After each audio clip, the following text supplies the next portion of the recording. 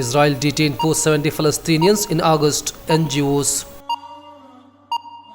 Palestinian detainee dies in Israeli prison. Israel responsible for Palestinian prison's death. PLO. Israel detects rocket attack attempts from Syria. Turkey and US conduct safe zone joint patrol in North Syria. Germany urged to extend arms export ban on Saudi Arabia. US CENTCOM chief meets Pakistan army chief.